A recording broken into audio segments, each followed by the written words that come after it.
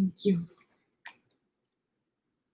And we're live. Welcome everyone for this special Thanksgiving edition of the weekly live Q&As. My name is Robert Chinetsky, the supplement engineer. I'm joined as always by my lovely, gorgeous wife, Sandy. And we're here to wish you guys happy Thanksgiving a day early. Let us know where you're from, where you're tuning in from, what you're having for Thanksgiving, what your favorite Thanksgiving side dish is. And post up any comments, questions, queries, quips, smart aleck remarks that you might have for us to answer. We'll be on for about an hour or so until the daycare starts closing and we need to go pick up our halfling. So let's get things rolling with what are you drinking, Sandy? Okay. You always have a drink of the week. So this goes back to when I first started drinking again after I had the baby, and we went to dinner at a friend's house, and it was the first time I drank in months because I didn't drink while I was pregnant. Yeah, in a year. And so he drinks a lot. Like where we went, they drink a lot of alcohol. And they kept giving us all this stuff. And by the time the fifth beer came around, I remember falling in love with this one beer. And I couldn't find it. It's called the Duchess. I was like, I need the Duchess beer. Okay, y'all, that was years. It was like 3 years ago. 3.5 years ago. 3 years ago that I've been looking for this beer. So we finally found it.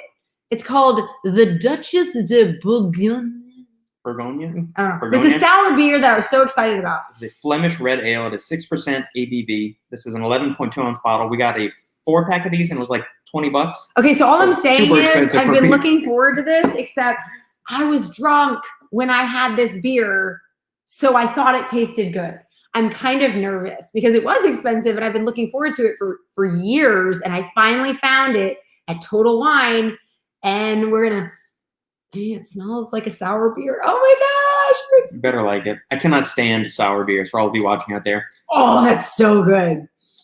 Ambers, stouts, porters, Russian Imperial stouts, and that's about it. Yeah, you know what? This is like an ale they would drink in Game of Thrones. I feel medieval when I drink this thing. It tastes like ale. Is the sour like bad? Mead or something. Wow, that is strong. Yeah, I feel like I'm eating I feel like I'm drinking a Flemish red ale from the Middle Ages. This actually doesn't have that much of a sour tart. Like it's not as repulsive as the other sour beers you drink. That's a good beer. It would be better if I was already drunk, though. I'm not gonna lie. Actually, see, I like that more than the typical sours you drink, because the ones you get are like light and fruity and sour, and those are just gross. This is like earthy. Yeah, it's more along the lines of like an amber or something. Like it's a red ale. Red ales are. I don't know what this is, y'all. The Duchess. The Duchess. You feel medieval. Yeah, and most beers, like, I feel like there should most be some mass market beers are like 4.5% or 5%. So that's a little bit higher than your average beer, like your Miller Lite, High Life, things of that nature. It's exciting. I never drank alcohol. Never really. I love How that old you are you, don't. Kazimon? How old are you? Well, you don't think he's like a 14-year-old? No, he's probably a man. There's no reason to drink alcohol. Why are you assuming it's a man? You're so sexist. I am assuming it's a man. I didn't even think for a moment that it was a girl. I'm so sexist. No, let me explain something. I only started drinking alcohol to be social, because when people would offer me wine, I was like, no. And then I felt like I was being rude. So I just started drinking to be friendly. Literally. It tastes like rubbing alcohol on a slightly lesser degree. It doesn't taste good. All the drinks that you could make with alcohol, if you took the actual alcohol out, they would taste a lot better. I'm not going to lie to you. But I do, yeah. And old-fashioned just tastes like sugar water. Taste-wise, it doesn't taste good. Taste-wise, alcohol tastes like alcohol. Dang, you're a woman. Rock on, Kazimon. I love that he knew. I'm so sorry. I don't know why I assumed it was a guy. I think it's honestly, though, because your friend doesn't drink, and it reminded me of him. What's his name? Shane. Shane doesn't drink. He doesn't drink alcohol. He doesn't drink coffee. There's something else he doesn't do, though. Nothing fun in life. So anyways, I was just gonna say, I only did it to be social. I'm totally okay if you don't drink. Yeah, we don't make fun of anybody. Oh, we got a little thing there. There we go. Now, this is good though. Neither of my parents really drink. Good. So yeah, ours was born out of just an affinity. We lived right down the street from the Abita Brewery when we lived in Louisiana, which was a fun thing. It was one of the first like small breweries in Louisiana. And it was free. To where it was. Yes, we could go for 1 hour. Basically, either go on the tour or you just sit in their little tasting room and you just drink pour your own. Hour. That was the thing, though. That was cool because you could pour your own. Yeah, I don't think they do that anymore these days. Not for the past 5 years, they probably have. But it was fun. It was fun because I learned how to pour a tap really well. Yeah. I feel like in another life I would have been a great bartender. Yeah. We will make you if you ever come to Austin, Texas, we will make you a really good old fashioned, and then maybe you'll Wait, get if she goes to Austin, Texas, she needs to hit up all the breweries, all the distilleries, all the wineries. When you're drinking it fresh from the milk, from the cow, if you will. Drinking it straight from the teat. Straight from the teat, it tastes better. And it's more fun and social. And if you don't like it, that's fine. Yeah, and there's usually some good food trucks on site. Yeah, too. that's the other thing. They always have really good food. Yeah. Where's the turkey costume, honey? Okay, I'm not gonna lie to you.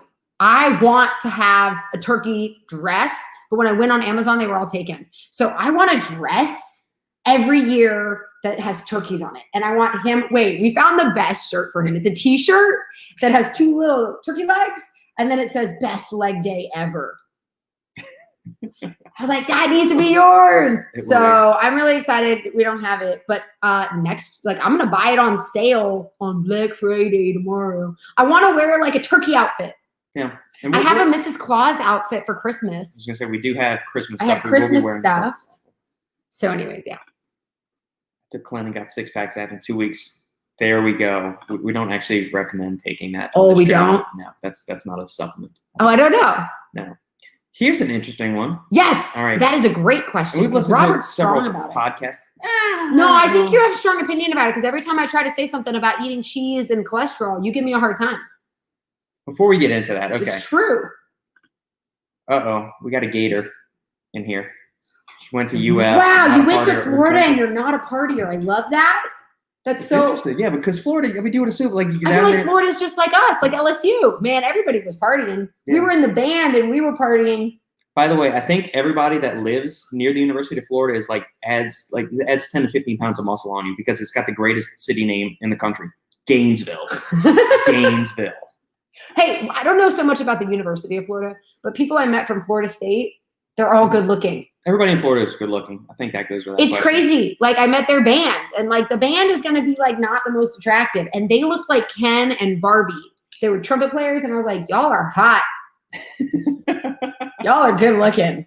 I can't even imagine what the rest of your student body looks like. So Florida's a hot state. Yeah. Dion went to Florida State. Hot state. Emmett Smith went to He went to Florida. Yeah. Emmett Smith's good looking guy. Michael Irvin went to University That's of Miami. That's still Florida. Okay. It's not like it's a separate country or something. Although, All right. Before we get to the heavy hitting questions of dietary cholesterol and heart disease. But I am interested in that because I know how you are. Yeah. All right. Favorite Thanksgiving dish, honey. Now Thanksgiving I know mine is your favorite holiday. Yeah.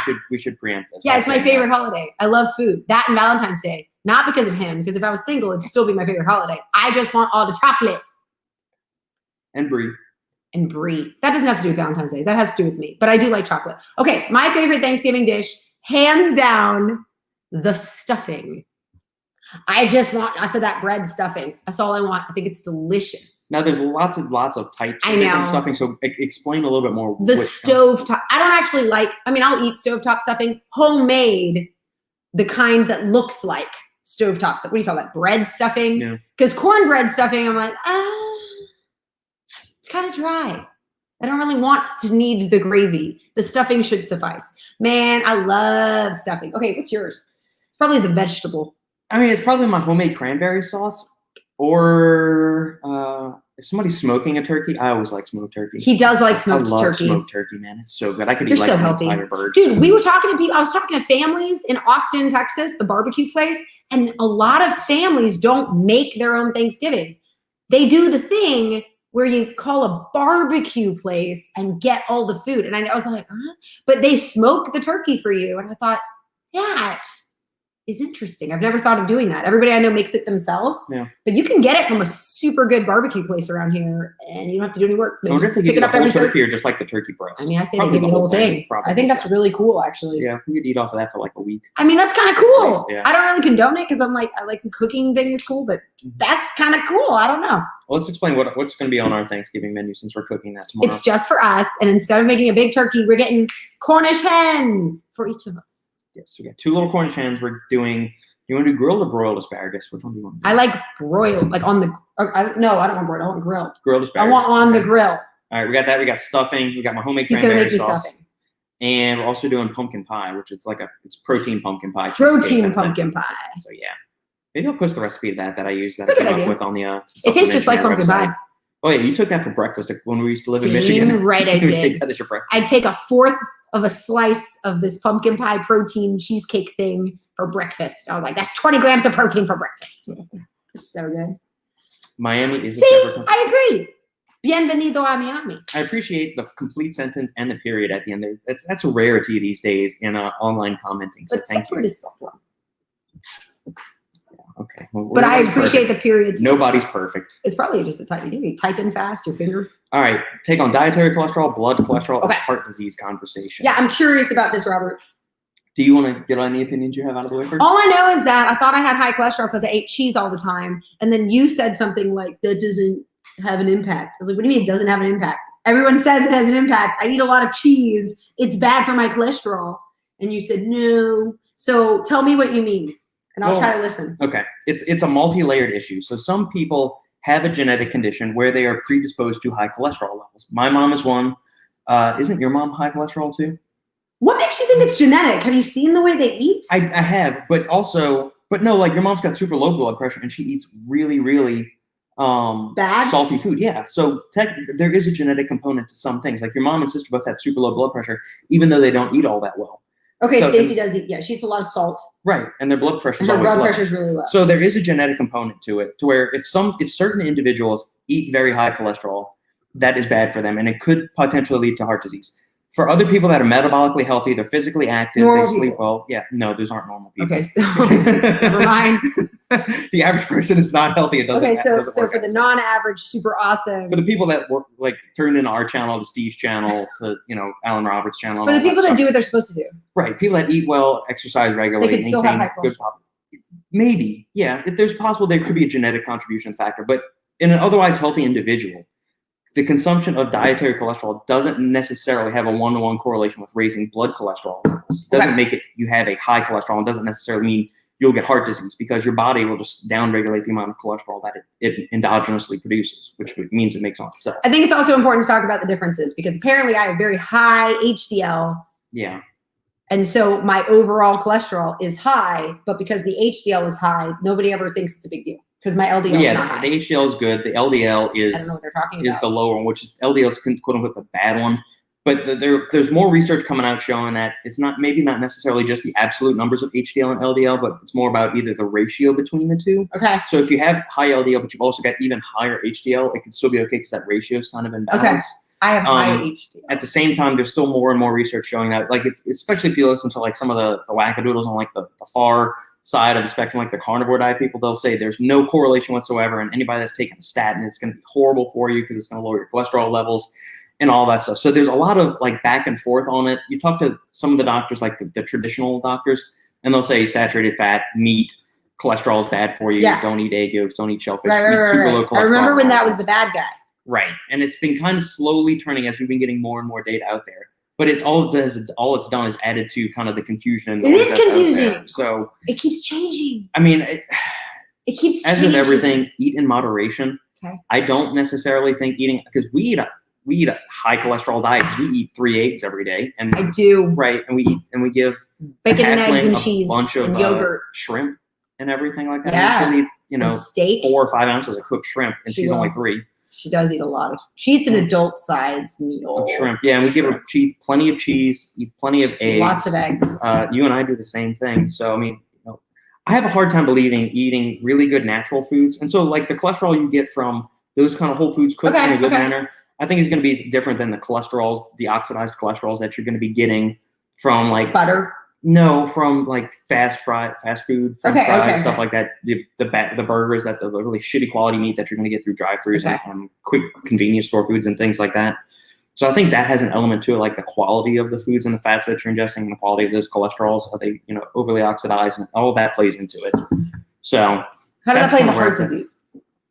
Well, if you have high cholesterol, it's supposed to be a risk factor for heart disease. So regardless of how you get the high cholesterol, is high cholesterol going to give you heart disease? On certain studies, yes. Other studies will show not necessarily. That's not an answer. Well, I mean, like you always say, you can't prove anything with just a single study in science or anything like that. So that's kind of what it is. I don't worry about my salt intake. I don't worry about my cholesterol intake, just because you live a healthy life that would require those things. Right. Like the salt that you intake is because you're electrolytes. You sweat. Yeah, you sweat. work You're out. physically active. Okay. Same thing with the food. I mean, we eat good quality foods. I'm not eating like a ribeye every night. He eats really well. I mean, my one vice is bourbon. So I mean, as much health. I'm hoping as Your much liver. healthy shit as I eat. Kind of. I kind of want to do a test on my liver. Like I want blood. I want to run some blood tests on this. Yeah. Because we've been watching House. I'm like, I wonder what my numbers are. Like, what's my ALT and AST? What's your liver like, buddy? Can we just go? Can we just go and ask for? Can I be like, hey, I'd like a blood panel. I'd like to see. Are you allowed to do that? Yeah, you go on like Quest Diagnostics and you pay for the blood test, and then you go to like one of the little drawing stations and they'll draw the blood for you. And I want to do it. Stuff like that. So I'm gonna do it. Yeah, I'm gonna do it when we've reached our deductible. Have we done that this year? No. Oh, we haven't gone to the doctor for anything this year. No, because it's all been COVID crazy. I don't want to go anywhere. I just need to get an at-home test kit. Just call my sister. She's a pharmacist. Let her come and do a blood draw. I want my blood drawn. I want to know. I want to know what's going on. Yeah, I'm not actually that worried about it. I mean, my eyes aren't turning yellow, so I'm sure my liver's in good order. Plus, I take 1,200 milligrams of N-acetylcysteine every day, just about. Is that the thing you put in your mouth? Yeah, 400 milligrams of grapeseed extract, some theanine, which has some liver protective properties, taurine, which has got some antioxidant liver protective properties. Next to added to the list might be some olive leaf extract and TUDCA, just as added protection. TUDCA, yeah. TUDCA. It's a taurinated, meaning it's got taurine binded to it. It's a form of a water-soluble form of bile salts that are in your body. As in the stomach? Yeah. Why would I want to take that? Because there's a bunch of studies showing it's hepatoprotective, meaning it protects your liver. I mean, I guess. People usually that are morally on like oral anabolics I'm tend so to take that. confused. You just said you're going to ingest bile. It's a bile salt with taurine added to it. So that's got liver protective properties. I'm going to have to read that study. This isn't making any sense to me. There you go. There's a couple of companies coming out with some bile TUDCA. Well, yeah, it's been around for a while because especially that people used to take prohormones and other kind of oral anabolics like Winstrol and stuff. Those are very harsh on the liver, so it elevates liver enzymes. TUDCA helps reduce liver enzymes, reduces damage to the liver. Have you been given me TUDCA? No. Okay. But we don't have any. TUDCA. Protect those eyes. Yes, I do need to protect these. They're bad enough as is. I'm -6.5 in both eyes. I'm pretty sure he's almost legally blind. I feel really bad for him because I can get away without wearing glasses and you just can't. Like, I don't even know. Like, if you didn't have glasses on, I'd be like, "Can you see me?" I could. I mean, it'd be fuzzy. It'd be fuzzy. Yeah, probably. So. God. Just a smidge. So, all right. Are you ready to Yes. Okay. All right. Here we go. So now we are going to do something as we always do. Most weeks here, we're going to do a supplement review. I'm so excited. So last week on the podcast, I had Ryan Buckeye, who's the co-founder of Fitness Informant. His last name is Buckeye. Bucki. Oh, okay. Buckeye. Not like the Buckeyes. So yes, Ryan Buckeye, the founder of Fitness Informant, also started this other company called Fit Butters, which is supposed to be like a higher quality type of nut butter where it doesn't have a bunch of like bad oils added to it. Plus, they're also made in conjunction or partnership with certain supplement companies using their protein powders. So it tastes good. Yeah, it's got good. We've done a previous review on these, which I'm going to end up linking down below because I'm going to extract this. And I'm excited. Review video. So we previously reviewed 3 flavors, which I think our favorite was the Rory's Cookie Monster Madness, which was like Oreo cookies in there, or did you like the Dutch chocolate more? No, I liked the Dutch chocolate. I liked the cookies and cream, but the cookies and cream one, I would just eat it by itself. I wouldn't eat it with anything else. No. But with the dark chocolate, I would eat it with apples. And then or the waffles I would make. I really liked pretzels, caramel. What was it? Yeah, caramel pretzel candy one. It was really good. It's just caramels and pretzels. Butterscotch caramel. You know what? I don't even know what it is, but it's really good. Yeah, it's gone. So I had Ryan on the podcast last week to discuss Fit Butters, their newest creation. And these are 2 of the new flavors. So the 2 that he sent us, he was nice enough to send these to us, were chocolate caramel candy bar. Snickers. Yes, and caramel fudge coconut cookies. Samoas from the Girl Scout cookies. Right. So I've never had. He's never had those. Samoa. So I have no idea when the hell they taste. All I know is that these cookies right here were my family's favorite. My favorite was always Thin Mints or Tagalongs, by the way. But this right here, and I read the reviews on it because I was like, what? They said it tastes just like the cookie. So if you've never had the cookie, I was like, well, he's not going to order Girl Scout cookies. He's too healthy. Yeah. So we're going to use this instead. And this is made with Purist Labs Keto Feed protein powder. Is the flavor of the protein powder that it usually matches something that is okay. All I'm saying is I'm really excited to try this. Yeah. Well, let's go over the macros real quick. So 2 tablespoons is a standard serving like every other nut butter. It's just like peanut butter. Yeah, we got 15 grams of fat, 9 grams of carbohydrates, 2 grams of fiber, 1 gram of added sugar, 1 gram of sugar alcohol, 6 grams of protein. So here's the thing that I think is important. When I first saw this, I thought it was going to be like 20 grams of protein or something crazy like that. And then I realized, wait, it's exactly like peanut butter. Then why would I take this? Because that's a legitimate question. The question is, why do you buy Ben and Jerry's when you could just buy vanilla? Because it tastes better. And so this tastes better than peanut butter. Almond butter tastes gross. I don't know why people buy that. It doesn't taste good. Yeah, it's like a gourmet version or a healthier spin on like a Nutella or something like that. It's something you can just have fun with your nut butters. It's yeah. Instead of just going generic peanut butter, you can get the cool butters. Okay, I'm just really excited. So I eat these with apples. I eat them by themselves. I eat them on crackers. So yeah, here we can kind of see that like that. We're gonna stir around. He said to make sure we really stir this one around to get all the inclusions in there. Okay, so I'm gonna let you do that because that takes some serious forearms. Then I worked my arms today. So I'm a little sore. No, but I was just gonna say, you could put these on ice cream. Or you could just eat them by the spoonful. You just eat them by the spoonful. Like if you're just needing an extra, like the way you eat string cheese or something, you just eat these. But the thing is that if you're just gonna buy peanut butter anyways, you might as well use this. This tastes better, but it has the exact same macros as peanut butter. That's what I think is so cool. It's not like, yeah, but those are more unhealthy. No, they're really not more unhealthy. They just taste a lot better. So if you're gonna go through it, okay. All right, caramel fudge cocoa nut cookie. Or in other words, the smoke cookies from the Girl Scouts. Okay, let me smell it first. Wow. Okay.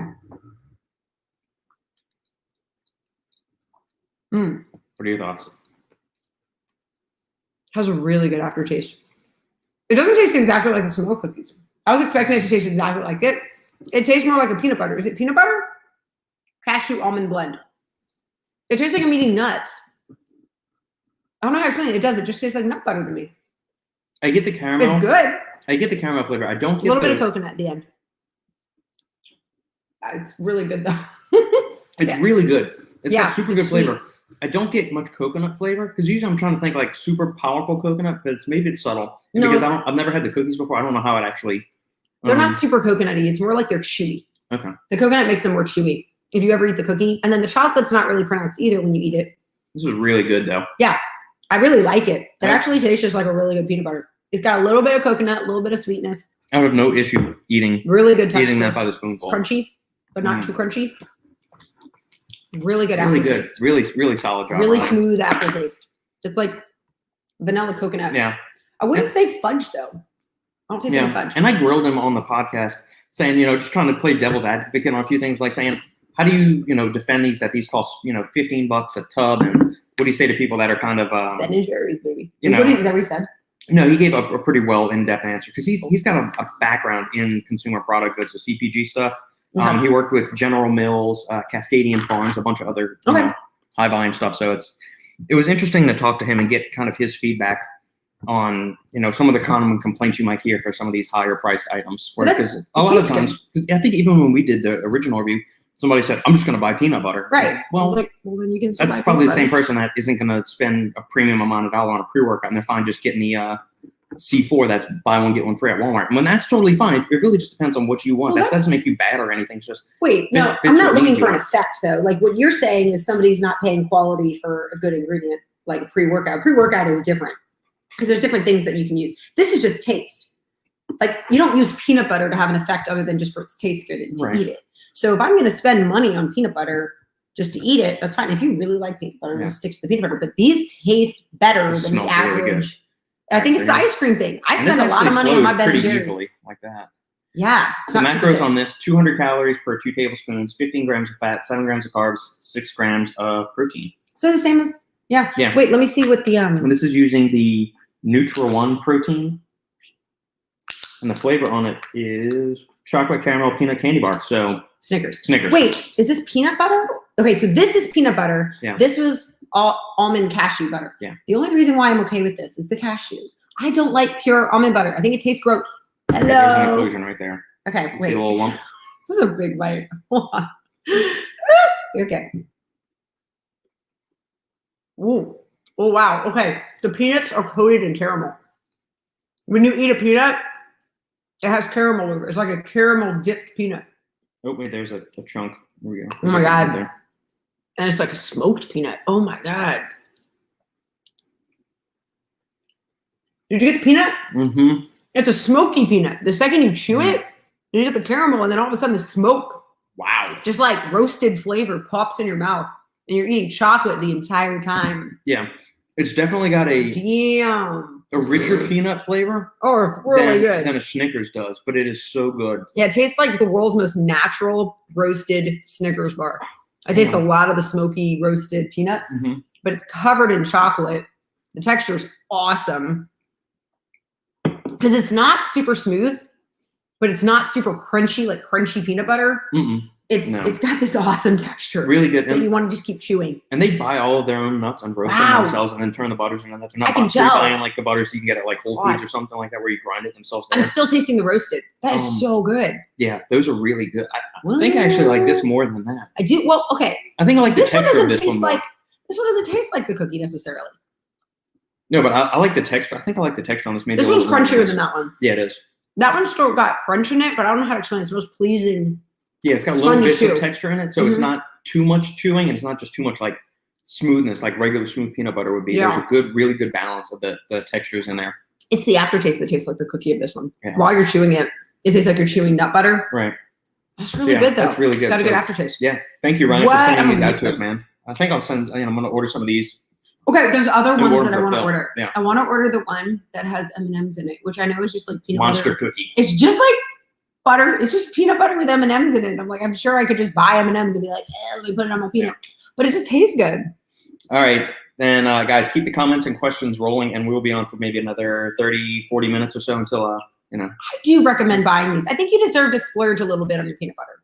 Get you a Fit butter. And there's really cool flavors. They got a ton. There's like 15 flavors. The one with the pretzels. I'm going to go get it. I still have some. Hold on.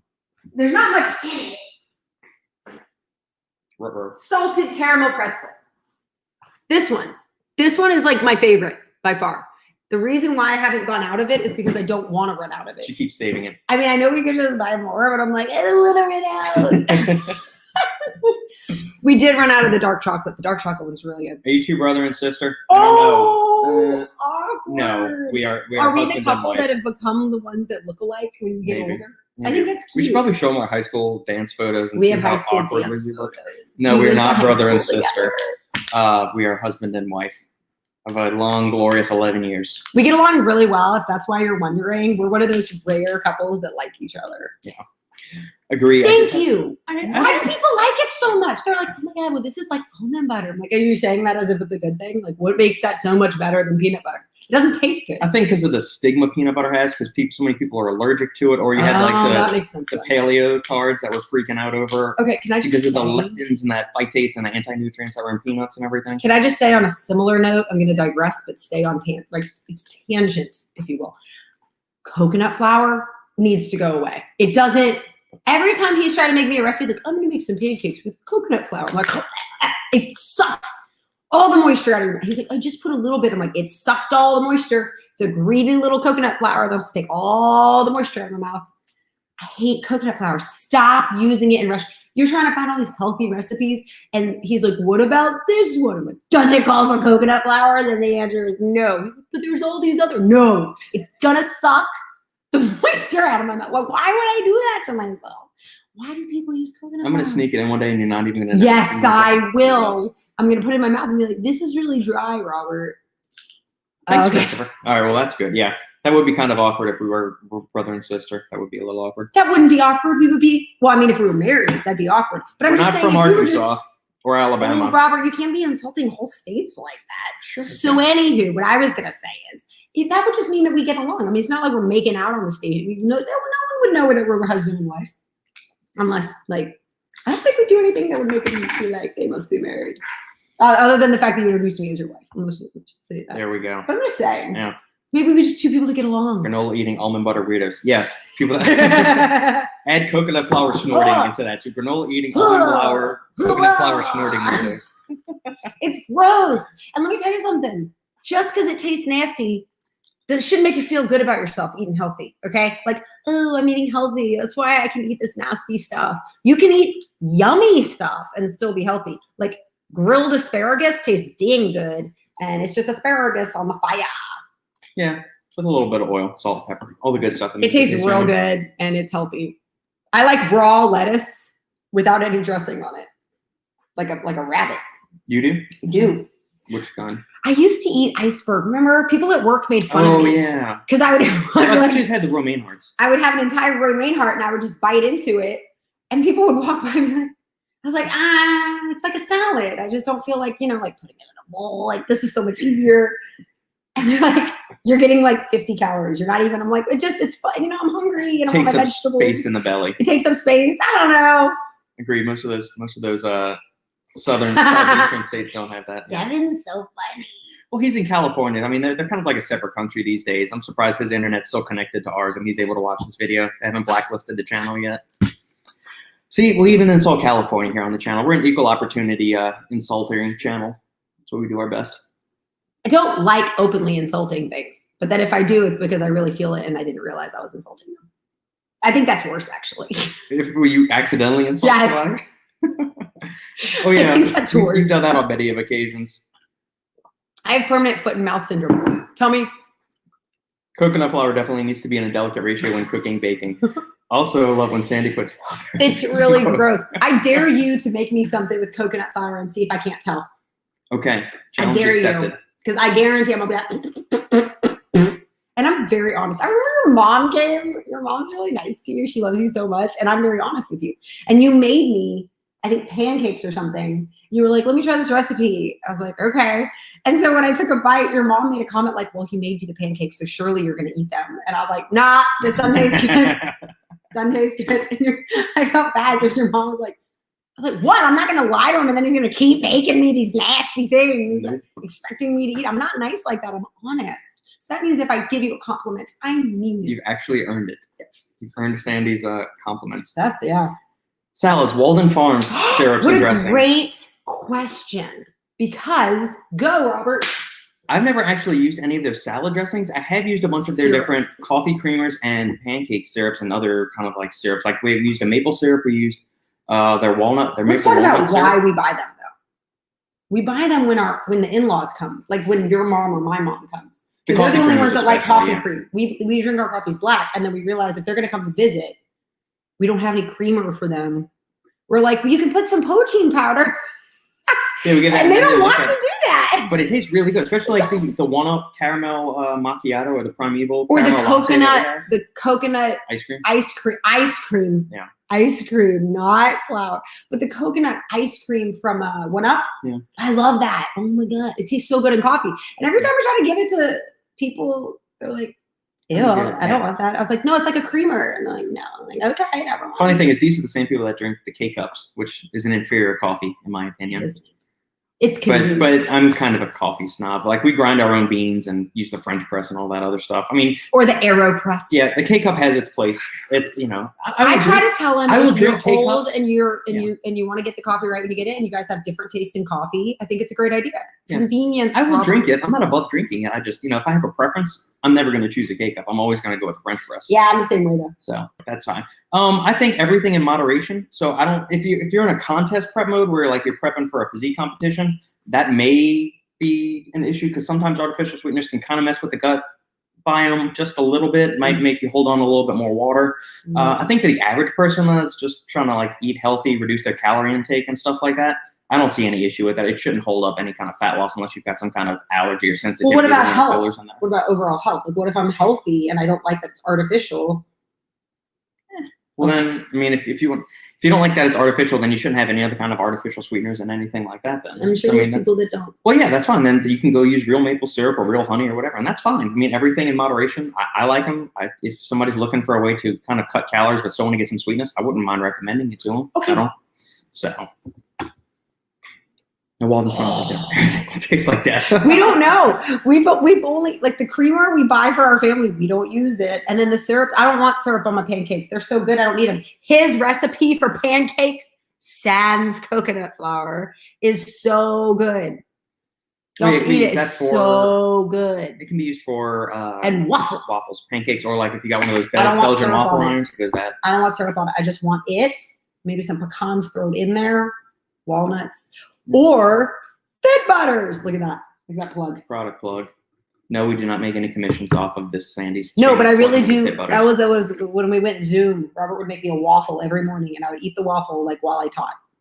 Yeah, it's really good. The recipe, we've told it before on this, but rehash it. It's a fourth of a cup, so 2 ounces, 56 grams of cottage cheese, and this makes a single serving. Cottage cheese, it's important. Fourth of a cup, 56 grams, 2 ounces of egg whites, so the little carton egg whites. Same amount. And then there is 56 grams. 40 grams, so a half cup serving of oats, rolled oats, or you can use instant oats, but rolled oats, old-fashioned oats is fine. 1 packet of artificial sweetener, or like 2 capfuls of like a Torani vanilla syrup or something like that, or Da Vinci, one of those no-calorie syrups. Pinch of salt, pinch of baking powder. Blend it all together with a immersion blender, and then it's so good. Pour it out, cook it to desired doneness, and super delicious, super easy, and really healthy. You get the egg whites and the cottage cheese in it. That's a healthy recipe that actually doesn't taste like dog shit. Tastes really good. In fact, I wouldn't want a waffle any other way. Ah, okay. Well, there we go. Sandy, seal of approval, and you're the cookie monster of food. Well, to be fair, I don't usually get waffles at restaurants. I'm an egg girl, but if I'm gonna get a waffle, that's the only kind I want. Yeah, those are good. Walden Farms, I haven't tried any of the salad dressings. I've heard the ketchup is kind of an acquired taste. I know I'm not super nuts about the chocolate coffee creamer that they have, or the mocha coffee creamer. There's some kind of funkiness, weird aftertaste on there. Can I just say salad dressings? Yeah. I don't know how y'all feel about this in Spaceland and how you feel about this, but if I'm gonna go for a salad dressing, the only one I go for is my man, Newman's Own. It's like the best salad dressings. They're not healthy at all. You're talking about the prepared ones, yeah. Yeah, I'm talking about the jar of Newman's Own, and he has a decoration for each one. I love his Caesar. I love his honey. Everything Newman, that man or whoever he hired knew what they were doing when they came to salad dressings. Boom. Okay. Boom. Well, you like my Caesar salad dressing. His Caesar dressing is the best. Again, homemade. True, and that is a tin of anchovies, but drain the oil off. A tin of anchovies. I eat this all the time. 4 ounces of liquid egg whites. Gotta have them liquid egg whites. You could substitute an equal amount of whole eggs, but we always just have carton egg whites just because it's easier. 6 tablespoons of olive oil, or we found that avocado oil actually works really well in it too. It's saltier, actually. It brings out the salt more. I think it's heavy pinch of salt, 1 clove of raw garlic. Big shake of black pepper, a bunch of grinds of black pepper in there. Mustard. A dollop of Dijon mustard or spicy brown mustard, or if you've got access to Zatarain's Creole mustard from Louisiana, go for that as well. And then we use lime instead of lemon. Yeah, the juice of half a lemon or an entire lime. It's really good. And then like a glug of Worcestershire sauce. It's really good. Just enough to where you go bloop. He makes the best Caesar dressing. Buzz it all around with an immersion blender again, and dude, super, super delicious. I could just drink that. I could literally drink it. Yeah, I make that at least twice a week. I eat it all every night.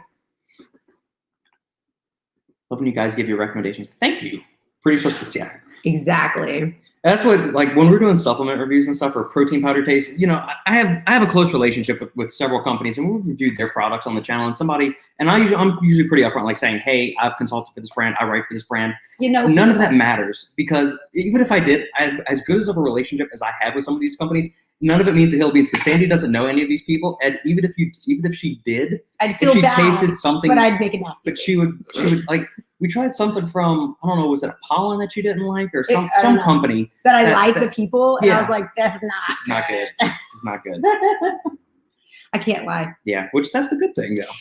Would you? Yeah. Well, I mean, because I'll just leave it at that. We'll leave it at that. You only get one, mustard or ketchup. Easy. We're both mustard.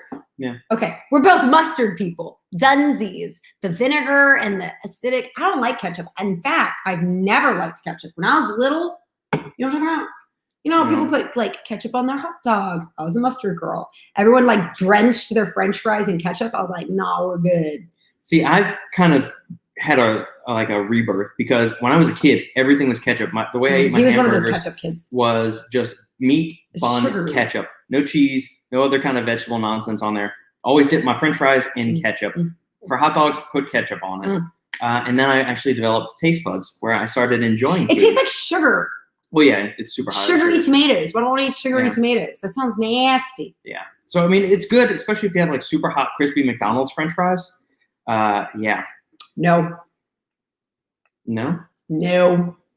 I don't like ketchup, and I never have. I don't like sugary stuff. I never liked sugary stuff when I was little. My mom would have candy just like lying out, I guess, for guests. I don't know. Yeah. We never ate it. That stuff would go bad. People would like open it and be like, why is the chocolate white? We're like, we never eat it. So that's a whole nother story. I can't count the number of times we've gone to your parents' house. And there's been bad food Yeah. like in the fridge. And it's like, I'm just going to blame your mom for it, bad. because I think your dad would know to throw it out, but your mom would. David Bodie came over to Yeah. my house, and let me tell you something, we never drink milk at my house. And he had milk. He goes to pour a glass and chunks, just like, he goes, oh, what? And you have to know David Bodie to know how funny this story is. If you were to look at the definition of like pretentious asshole, that's where you just find this guy's picture. David, but No, he he is, would. but he was To a a T. know-it-all. He was To like a a T. super know-it-all. And he was like, this milk. Of all the people to have found the chunky milk, it was David. I was like, sorry, we don't really drink milk. He's like, why is it in your fridge? Gross. I'm not really proud My of grandma that. was she was a pack rat too with food. His grandma had like On my mom's food side. from 1980 that she was trying to give to me. And I was Those like, little containers of Roca Blue. it expired in 95. Like, It wasn't that bad. in order for this container to have expired in 95. She bought it in Well, this 93. is- It was like in 2000 she was giving it to me. I was like, thanks. I mean, it's fine. Have I heard of a link between methionine and cancer? No, I actually haven't. That's interesting. What's methionine? It is one of the 9 essential Ketchup? amino acids. What? Wait, huh? Like it's an essential amino acid that it's Yeah, already in our body, right? Well, it means you have to get it from food, and your body needs it to synthesize proteins, which go into making hormones, neurotransmitters, rebuilding your organ tissues, muscle protein. Is all it a that link stuff in your skin. between like preventing cancer or causing cancer? I would assume it's causing cancer, because they've had some other studies on it, like high levels of BCAAs are synonymous with type 2 diabetes and cancer. And most of the time what that is, it boils down to dysmetabolism. So like your body can't efficiently metabolize or utilize those amino acids. So what they end up doing is they can't make their way into muscle tissue. They start building up in circulation. And then they identify that marker as saying, oh, we found this as a marker for cancer. But that doesn't necessarily mean that. Eating it would make you have it. Correct. Yeah. It's And just, that's, okay. I wrote Symptoms versus a 3,000 word long article back on Tiger Fitness several years ago debunking that BCAAs are cancer fuel, because some jackwad, some fitness Instagram influencer was saying, going around saying that BCAAs are cancer fuel and all that shit. I think it's weird how the bad things that are usually not true tend to gain more fire, like a wildfire. Yeah. It's like everybody hears it and everybody follows it. It's like, whoa.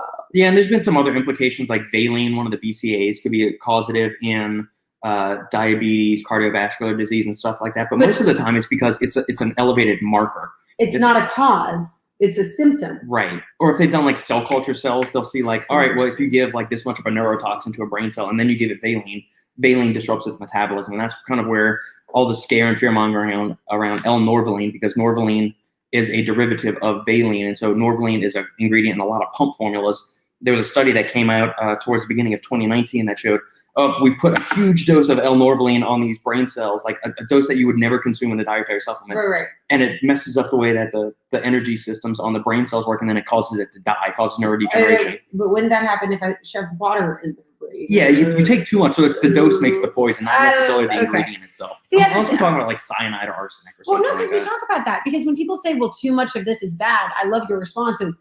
Well, too much of water is poisonous. Like you'll die if you drink too much water. It causes hyponatremia. Yeah. So is water poison? I bet you could write an article that says too much water is poisonous. Just saying, if you drink too much water, it's poisonous. And I guarantee that thing would catch like wildfire. People are like, I can't drink too many liquids because it's gonna kill me. It's like, that's not what he meant. Did you read the article? No, but I saw the headline.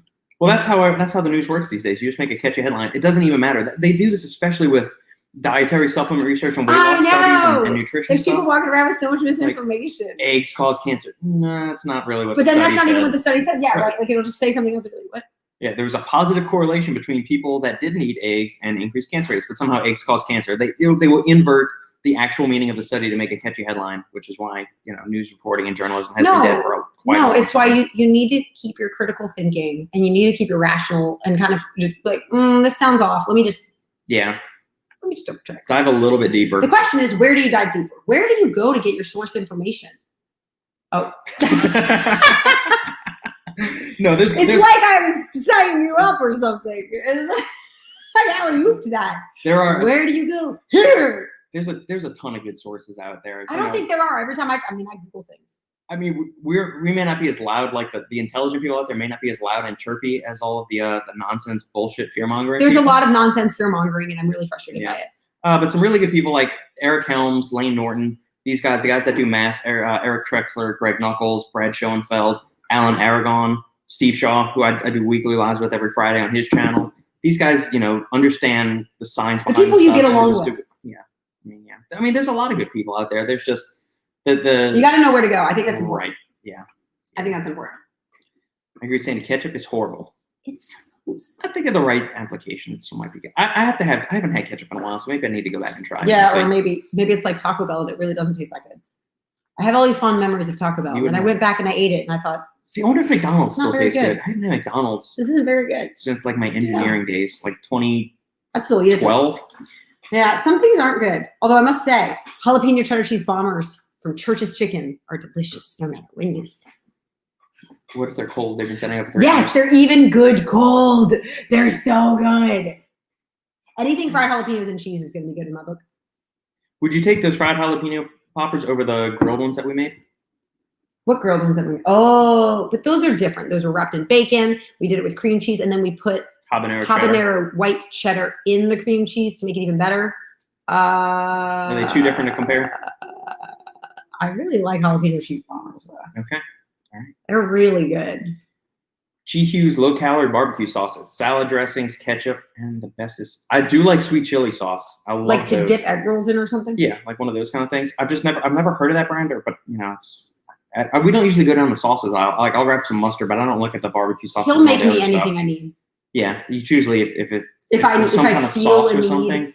Even marinara sauce, we'll just. Yeah, I'll open a can of crushed tomatoes or like the paste. Cento, like the super fancy Italian plum tomatoes. I'll crack open a can of that and actually crush them by hand.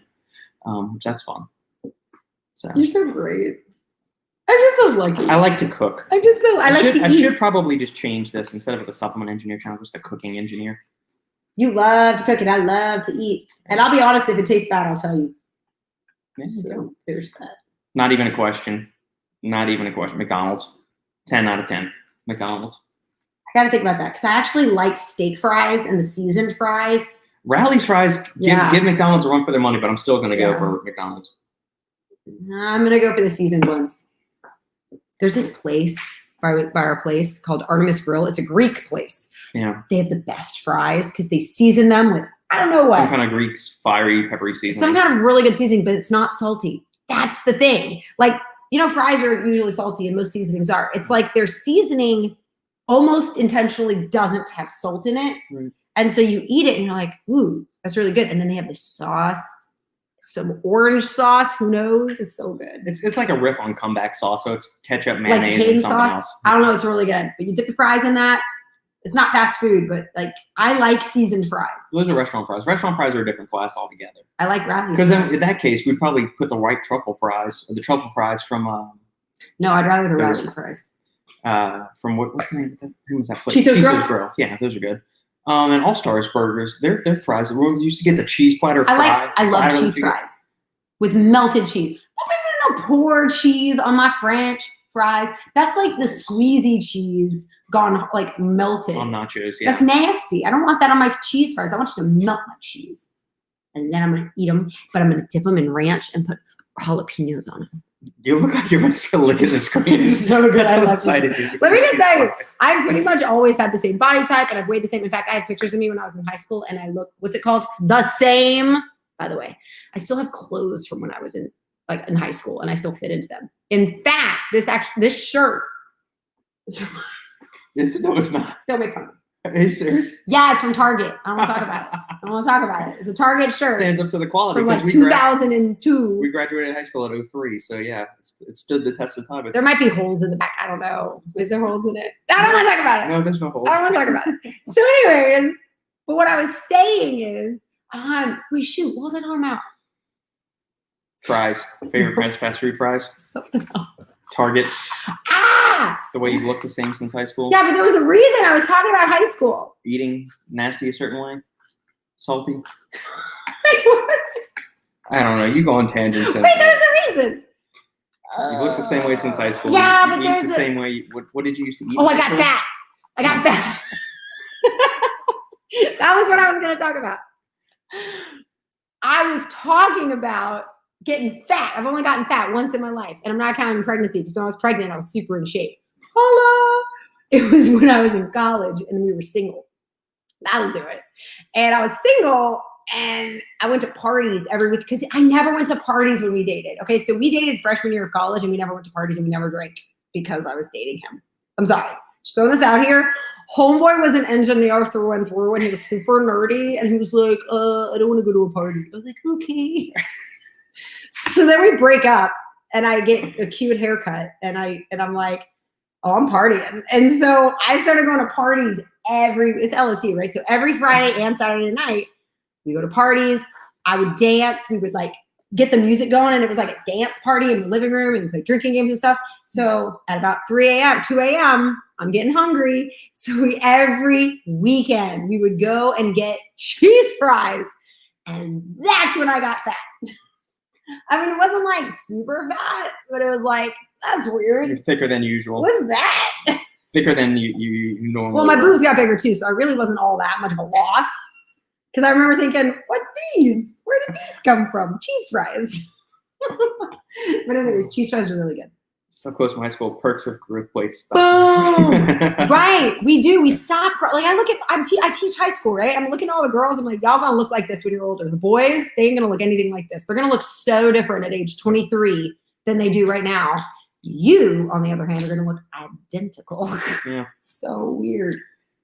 No, we have not started cooking Thanksgiving dinner Day yet. We of. will do it all the day of. Maybe I'll do the cranberry sauce tonight so it can. Oh, that's a good idea. It's firm just up better and the day get cold. after. That's a good idea. That's a good idea. But everything else is relatively easy to throw together. Like the Cornish hens take maybe 45 minutes to cook. The grilled asparagus, I can do that while the birds are cooking. The stuffing, because that's my favorite Stuffing, part. that's easy. He's only making it for me. Yeah. That's happening. Because we made, like, when we lived in Michigan, it was just the two of us up there. And, like, we did a little small, like, a casserole dish size, like, that big. And she ate half of it one day and half of it, I think, for dinner. I love stuffing. I love it so much. Sandy, is it on hold or were you doing it this week?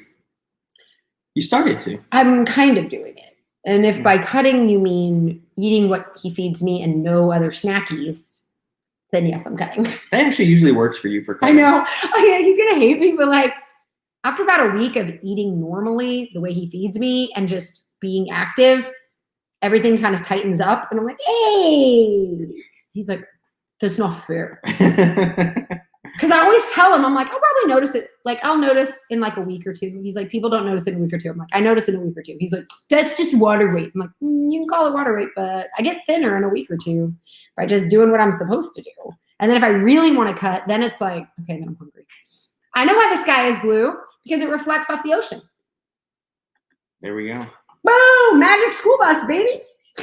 Gotta keep the government people from fine. Yeah, because we're gonna have 18 people here, which is breaking the CDC's recommendations. No, we're just gonna be 3 of us. But I wouldn't care if we had 18 people because wait, what happens to all the people that I know that have gotten COVID? They get better. Fine. They get better. So there's that. Yeah. I think we all forgot why we were scared in the first place. We need to re-examine our We're on fears. week like 38 of the 2-week push to slow the spread. We need to re-examine what we're doing and then do something about it. But then people wouldn't be able to keep the fear mongering going. Have I tried sous vide cooking? No, I've heard great things, and I've seen it many times on Top Chef. On Top Chef. I've never tried it just because I don't want to buy an immersion circulator, and that's another investment. We've got enough cooking gadgets here and stuff.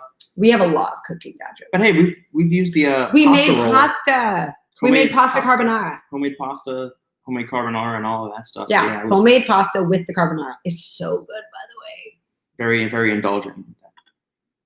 When we were in New Orleans, like there would be like 20 people there with like when we go to Aunt Bubba's house and 40 everything. is a lot of people. Where do they sit? Can you explain this? I need to understand. Well, I think There's got to be multiple tables, think multiple rooms. I think Matt's up in Pennsylvania, so maybe they've got like a farm or something, like where they have a huge house. I was gonna say, like, I'm sorry, what does Pennsylvania have to do with where you're gonna put people? No, I think that's what it could be. Okay, you're gonna have to explain because I disagree with elaborate a little bit more, Matt. Going back to the sous vide thing, I Did we when we went ate at Voltaggio's restaurant, was there any of the protein sous vide there? I don't know. Let me go get the menu. There we go. So yeah, we went and ate at Volt, which is a restaurant up in Baltimore, Maryland, from Michael and Brian Voltaggio. No, just Brian Voltaggio. Don't give Michael no credit. He's in California. This was our 15-course menu, and it cost, wait. We don't have to get into that. $150 per person to sit where the chefs are cooking. And we added an extra $75 per person for the wine pairing. That was a lot of food, and I almost threw up that night.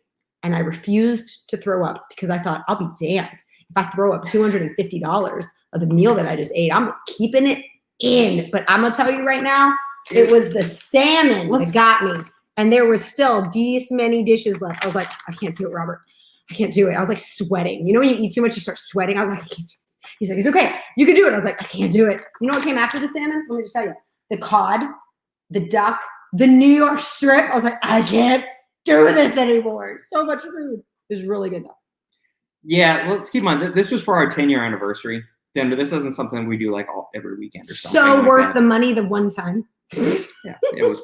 It was so fun. It was a 3-hour ordeal. And we have a picture with Brian Voltaggio because he came at the end when I was really drunk and because we had so much wine. And I was like, oh my God, it's Brian Voltaggio. And so we were the only ones back there with all the chefs, and he was just like checking in. And I was like, can I have a picture with you? And he was like, sure. I was like, can I get it with all your chefs? I've made friends with them. I think that's literally what I said. Yeah, we had Serge and Nate. And Serge and Nate. I love them. So anyways, they're all taking the picture, and I'm right next to Brian because I'm going to be right next to Brian. And I was like, and he's sitting there really sick and awkward doing this. He's like, eh. And it's like the funniest picture because you can see his discomfort, and you can see me like.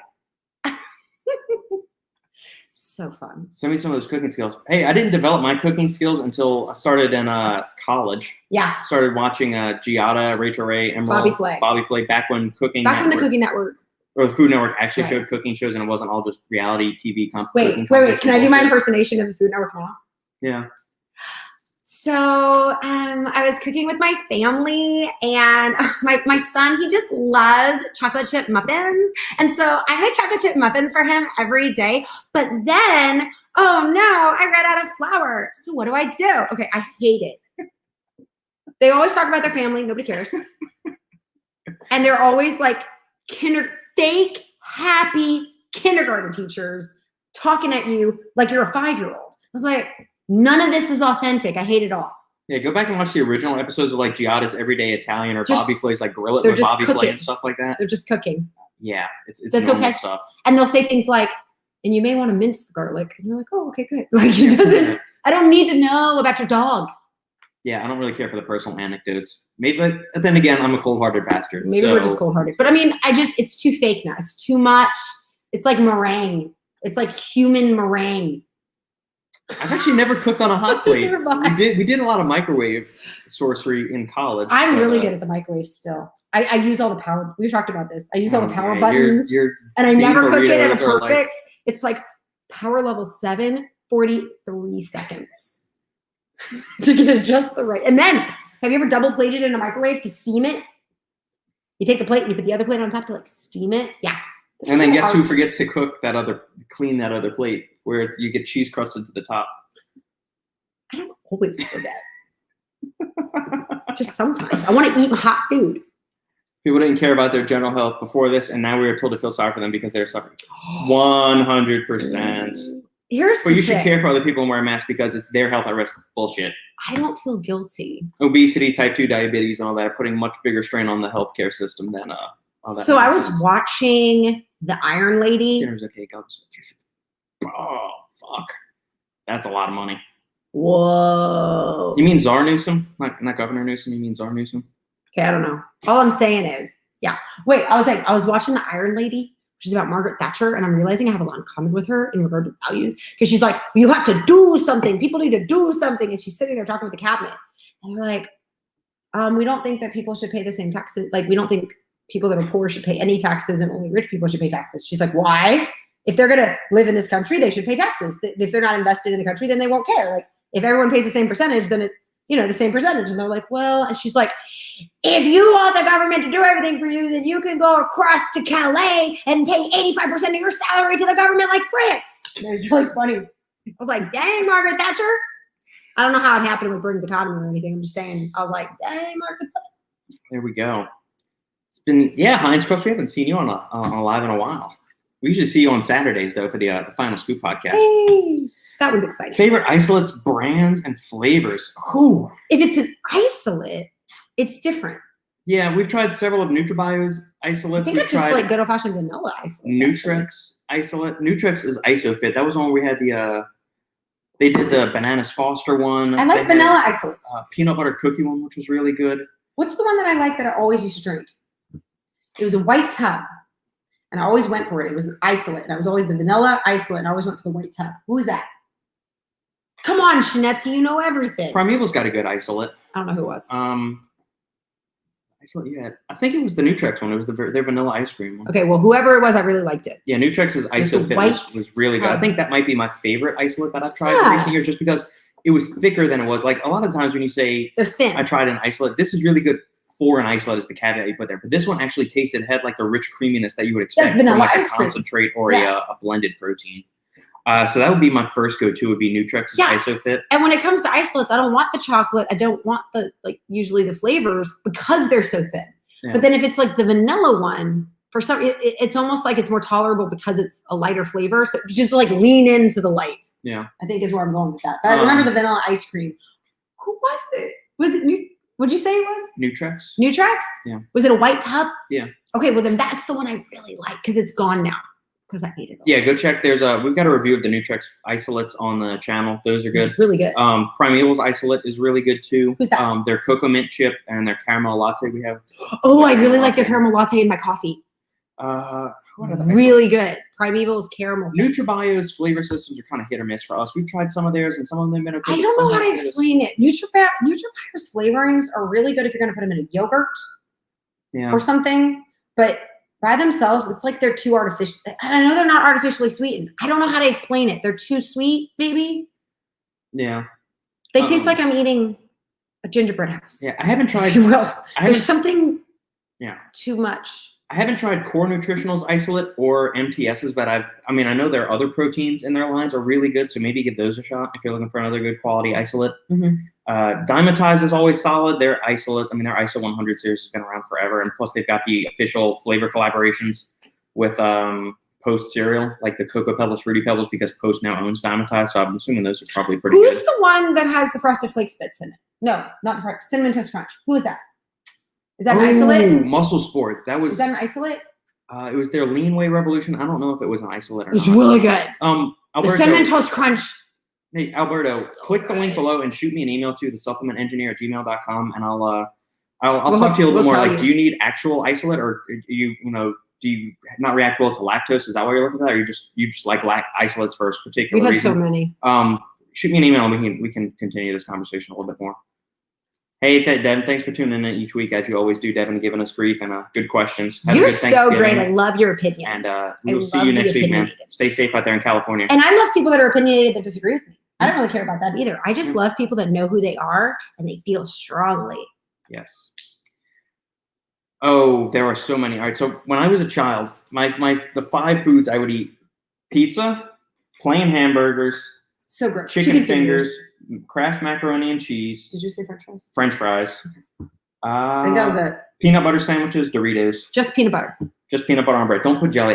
To this day, I don't like jelly. So peanut butter sandwiches. Yeah, or maybe he was the pickiest eater. Maybe a Fit Butter. Okay, sandwich. I grew up. I like ice cream and junk food like that, but we're talking like actual food. Yes. Okay, my dad was in the Navy, so we moved every 3 years. So I lived in various parts of America. I couldn't be a picky eater because everywhere you go has different cuisine. You know what I mean? Like we lived in Seattle, so obviously I was going to eat a lot of seafood. Salmon, things like that. We lived in Rhode Island, so there was like lobster and everything. So I am not a picky eater. I like spicy food. I like all food. And then I started dating him. And I kid you not, it got to a breaking point where I was so frustrated with him because he wouldn't eat anything. And it was so hard bringing him to my family's house. They were like, well, what can Robert eat? Nothing. So we couldn't cook anything for you. I hated going anywhere with you because you couldn't eat anything and you wouldn't share food with me that I had. I'm Catholic. I went to confession. I was like, I confess Devin's going to be sorry to the this priest. rant. I was like, I do love him, but I need him to change. And I don't want him to change, but I need him to change. Like, what do I do? And he laughed. He was like, women often want their men to change. I was like, I don't want to be that kind of woman, but he's driving me freaking crazy. I don't think I could marry someone that's a picky eater. And then came the Food Network. Thank God. Robert started getting interested in cooking. Like, watching people cook made him interested. Like, I bet I could do that. I could do that. And then he started finally eating food. And now he eats everything and he gives me all, and he makes me food. So Yeah, it's like the perfect marriage. Just about everything I eat now is nothing I would Nothing. probably eat as a child. He would eat with the nothing. exception of like burgers and steak. No, but even now his burgers Medium rare. are medium rare. And when he used to eat it, he Well done. no pink, nothing. He would just like chew. We tell the story of when he would go to George's house and the dad. So my I was like, best "This is friend, so funny." my best friend from ever since kindergarten when we were growing up, George Schindler. We'd go to his house, his parents' house, or obviously his house growing And up. like every Saturday, His dad would cook steaks on the grill when I would go over, and we'd be playing video games how or great something. is that? And he would bring it in, and I'd say, and he would say, "Here you go, Robert." And I would, always be nice. I would eat it, and I would bite into it. It would be like medium. And he'd be, Can you cook it a little bit more, please? And I mean, I must have said this back like 2 or 3 times to this guy. I felt he'd bring it back, he's so like, bad. "Can you cook it a little bit more, please?" And the guy would go. But the good thing was, like, Mr. George loved me because he always said I was such a good influence on George, and I was respectful because I always said yes sir, no sir. But Mr. George always was trying to beat it into George's head to say yes sir, no sir. Yes, George no, is like one of those kids with messy hair, and like Yeah. Robert's like the straight laced. Yeah, so we made a good pair. All right, we got an answer to Matt's question about his. Okay, thank you. It's my grandma's house. It's like every corner of the. Okay, yeah. So it's not one of those like, what did you, a farm? I was like, that's why I moved around a lot. Like, what matters if he's in Pennsylvania? What does that do? He lives in a farm. Maybe he's got a farm. Happy Thanksgiving to you too, Matt. No, it doesn't work like that. Happy Thanksgiving! Are you concerned about daily calorie intake when you? No.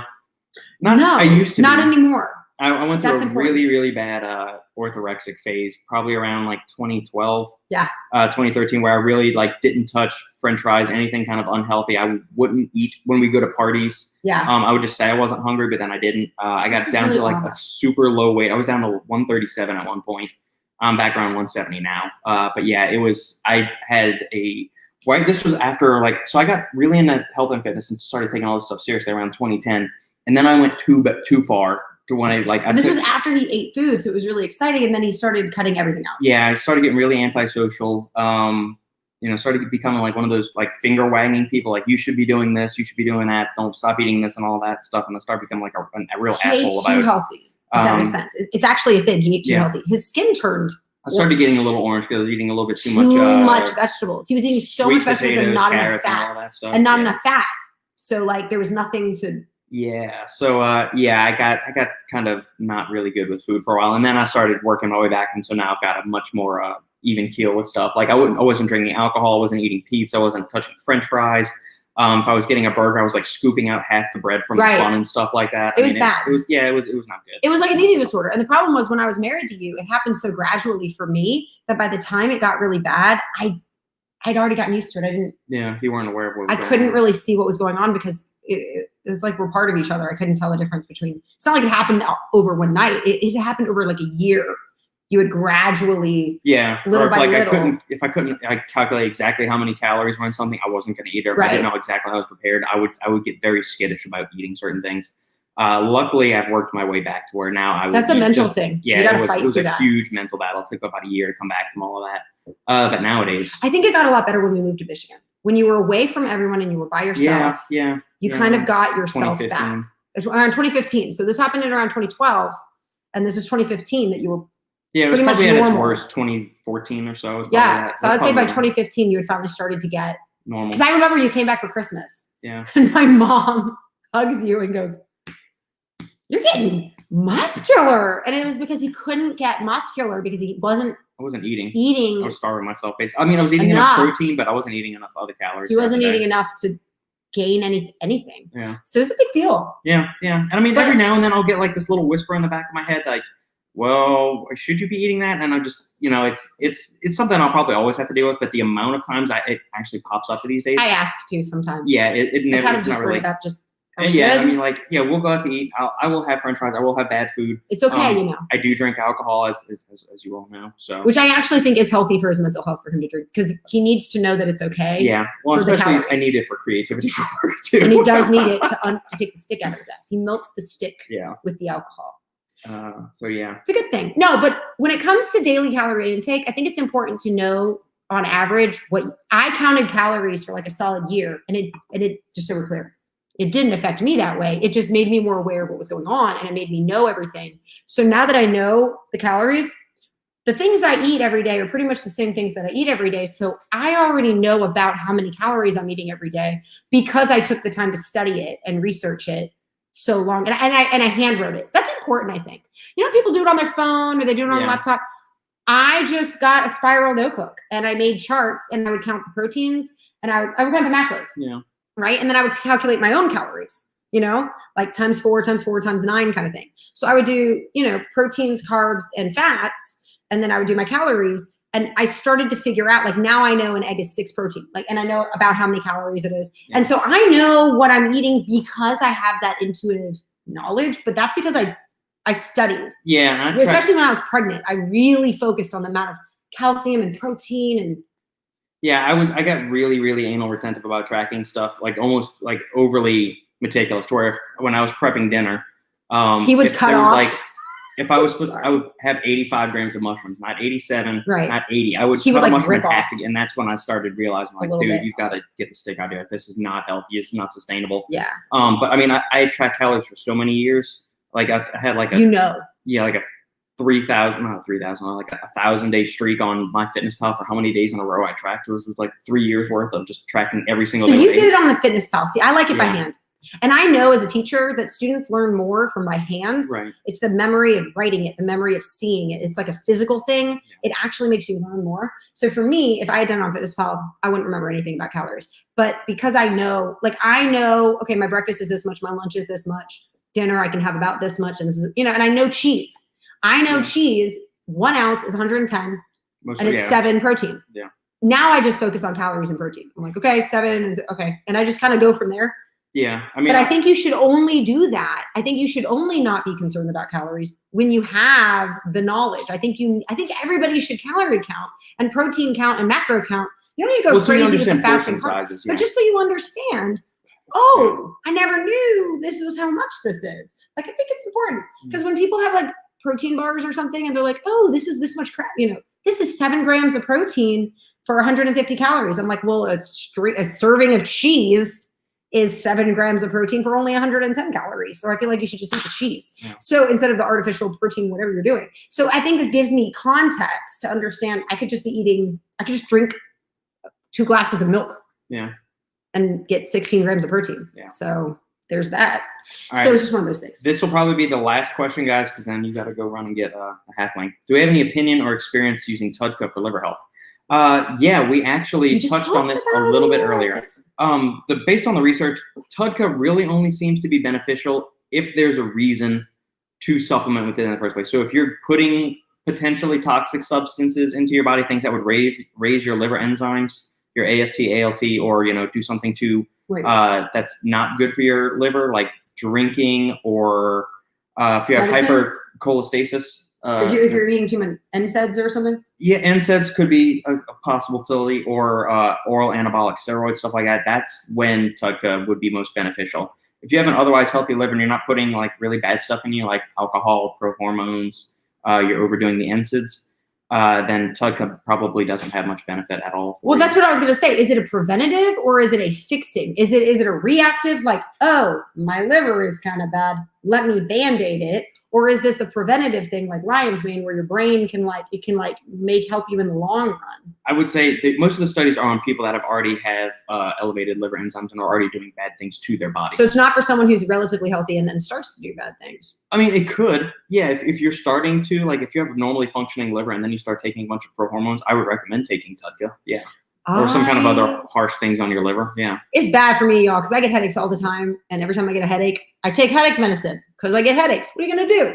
And so. But then it gets really iffy because you have to be careful of the dosing. Like certain compounds you want to take after you've taken the bad stuff, and certain compounds you want to take before. So it's going to be a very case-by-case basis, too. So we just need more research on it. Yeah, but I think from like a liver health standpoint, is a very good quality ingredient. Yeah. So if you've could got I take it every day? application. Could I just take it every day? If you're somebody that deals with some, harsh liver chemicals, yeah. I want my liver tested. I took headache medicine every morning in high school and college, and that's a lot of medicine. I'm worried. You'll be all right. I'm gonna get some blood tests, y'all. I'm gonna tell you how it goes. Screw HIPAA. All right, guys. Thank you for joining us. Have a happy Thanksgiving, and we will see you all next week. Happy